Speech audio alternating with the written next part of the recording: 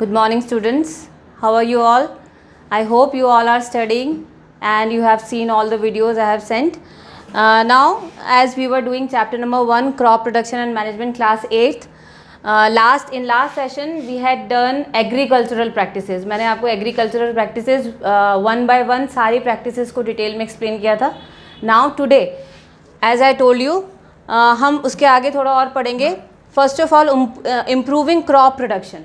ठीक है, अब एग्रीकल्चरल प्रैक्टिसेस हमने पढ़ी कि एग्रीकल्चर यानी कि हम क्रॉप प्रोडक्शन कैसे बेटर कर सकते हैं. उसके बाद हमने स्टोरेज पढ़ा कि जब हार्वेस्टिंग हो जाती है तो हम कैसे स्टोरेज बेटर कर सकते हैं. लेकिन इसके बाद जो इम्प्रूवमेंट है उसको हम इम्प्रूव कैसे कर सकते हैं. जैसे कुछ तो ट्रेडिशनल प्रैक्टिसेस होती हैं, जैसे इंडिया की बात करें, जो पुराने किसान हैं वो ट्रेडिशनल प्रैक्टिसेस से खेती करते हैं.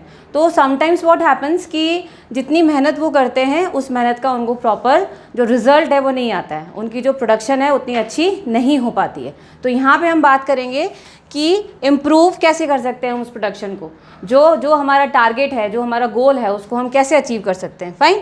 तो what are the ways.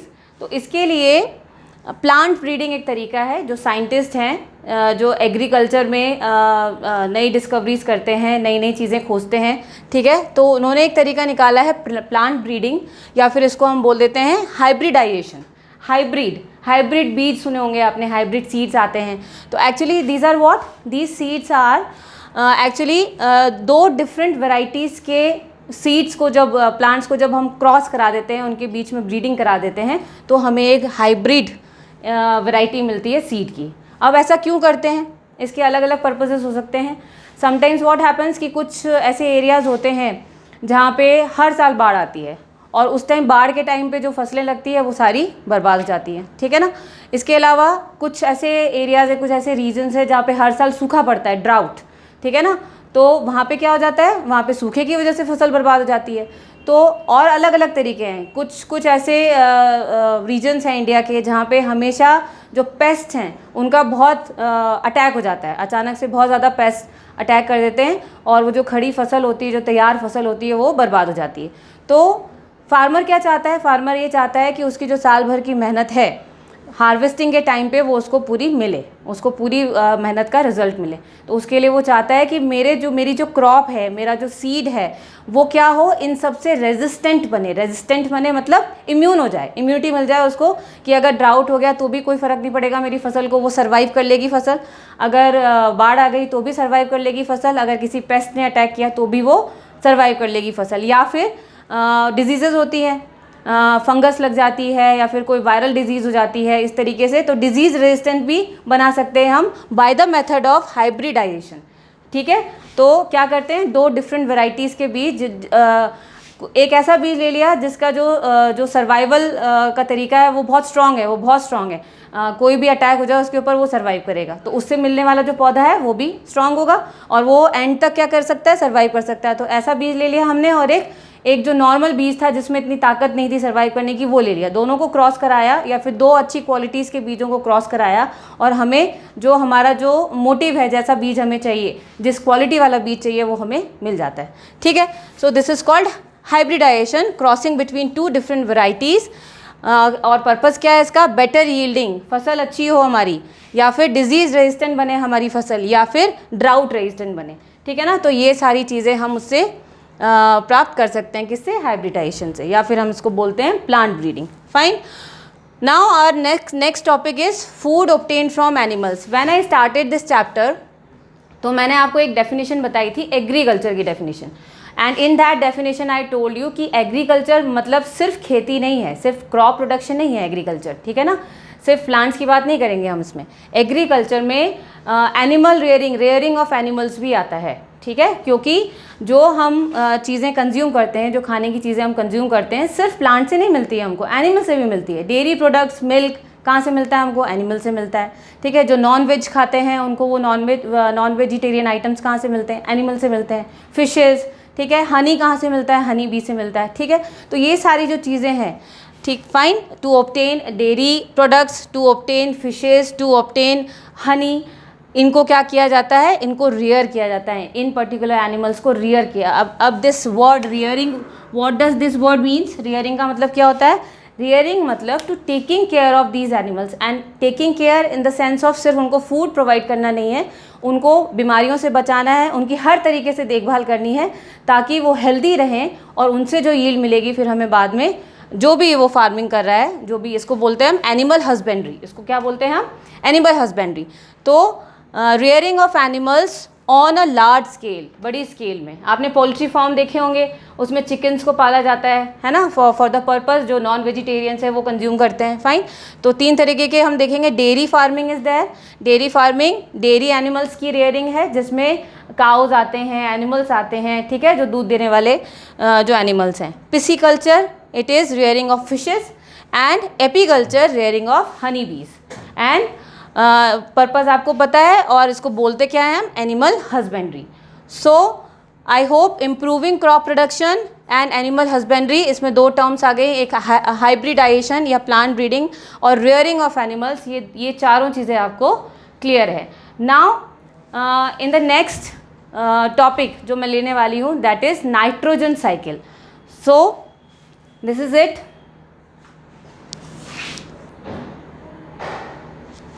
So as I told you, we will start now a new topic, nitrogen cycle. Fine. Now what happens, क्यों हम नाइट्रोजन साइकिल इस चैप्टर में क्रॉप प्रोडक्शन एंड मैनेजमेंट में हम नाइट्रोजन साइकिल क्यों पढ़ रहे हैं? नाइट्रोजन इज़ अ गैस, है ना, you all know nitrogen is a gas and it is present in the environment, it is present in the air, atmosphere में already present है। इनफैक्ट सबसे ज़्यादा परसेंटेज नाइट्रोजन का ही है। It is what, it is 78%, 78% nitrogen gas is present, but this is present in the gaseous form. Fine.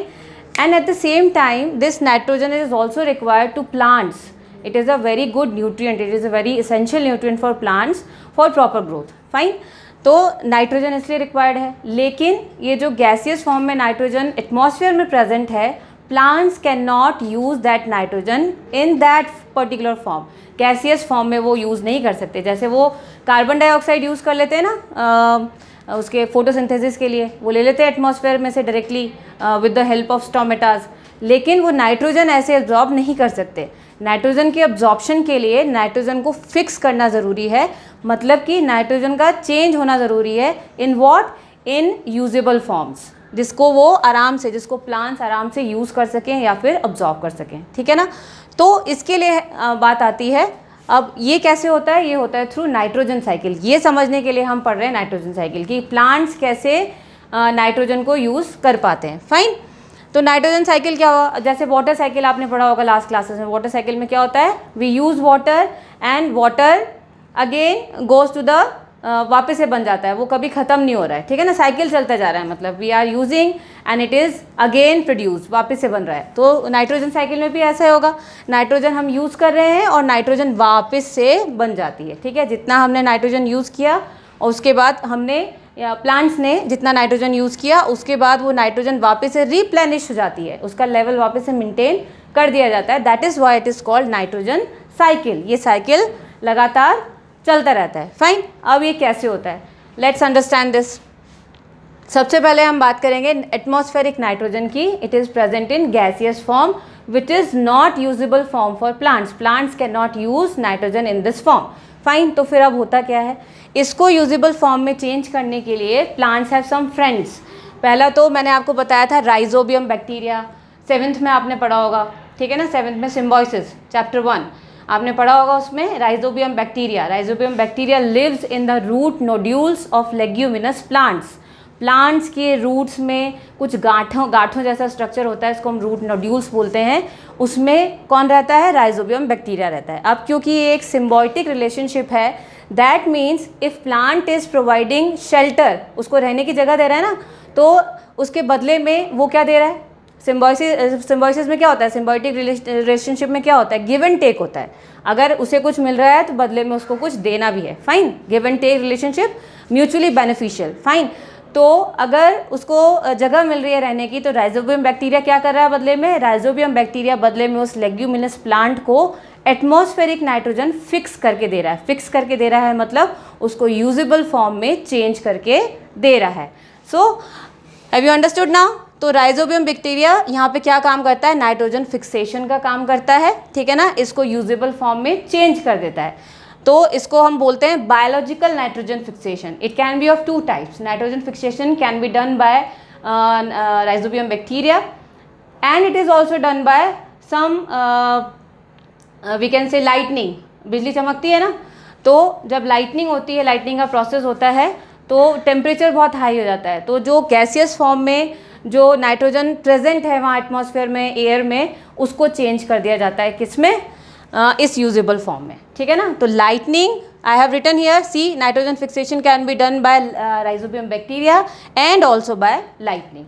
तो it can be biological and it can be atmospheric. Both can do this nitrogen fixation. किसके लिए किया है nitrogen fixation? किया plant के लिए.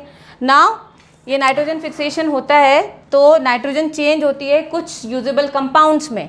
यहाँ पे अमोनिफिकेशन हो गया है इसका, यहाँ पे नाइट्राइट में चेंज हुआ है और नाइट्राइट आगे जाके नाइट्रेट में चेंज हुआ है. नाइट्रेट फिर जाके आगे ये वाला पार्ट हम बाद में देखेंगे. पहले मैं आपको यहाँ से यहाँ तक समझाती हूँ.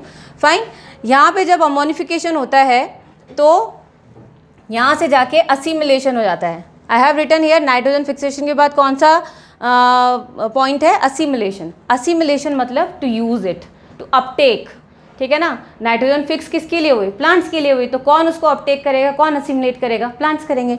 तो see you can see this arrow, this usable form of nitrogen is used by plants here. यहाँ पे प्लांट्स ने यूज़ कर लिया इसको.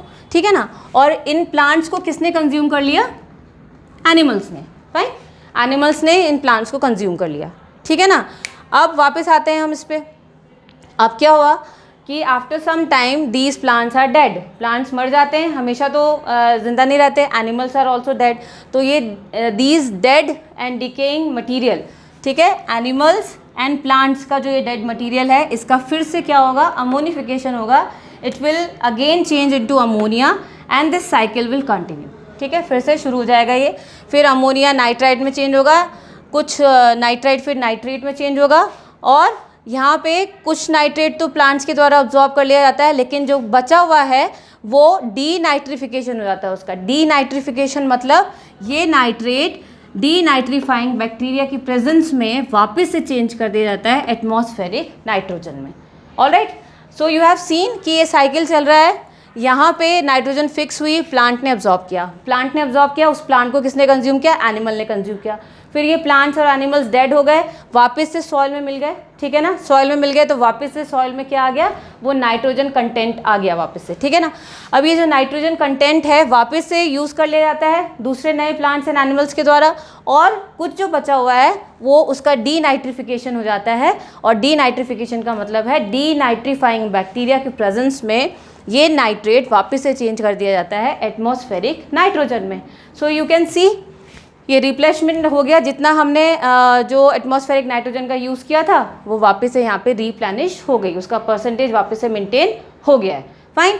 सो बेसिकली देयर आर 5 स्टेप्स. यहाँ पे ये साइकिल मैंने बनाया है, ये थोड़ा सा कॉम्प्लेक्स लग रहा है आपको. यहाँ पे आप समझो there are 5 basic steps. First is nitrogen fixation done by rhizobium bacteria और लाइटनिंग.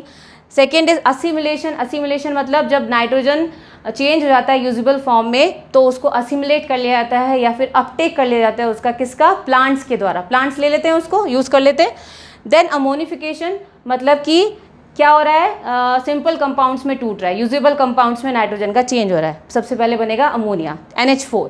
ठीक है. उसके बाद नाइट्रिफिकेशन, अमोनिया फिर चेंज होगा नाइट्राइट देन नाइट्रेट में. उसके बाद these are all what? These are all nitrogen compounds which are usable forms. ठीक है. उसके बाद हो जाता है डीनाइट्रिफिकेशन, मतलब जितना प्लांट्स ने यूज़ किया उतना ठीक है, जो नहीं यूज़ किया प्लांट्स के द्वारा वो डीनाइट्रीफाइंग बैक्टीरिया की प्रेजेंस में उनके द्वारा चेंज कर दिया जाता है वापस से नाइट्रोजन गैस में, जो चली जाती है फिर से एटमॉस्फेयर में. So this is the cycle, nitrogen cycle. I hope this is clear to you. You all have understood it well. Now our chapter concludes here. Our chapter is over here. ठीक है. Now I have a homework for you.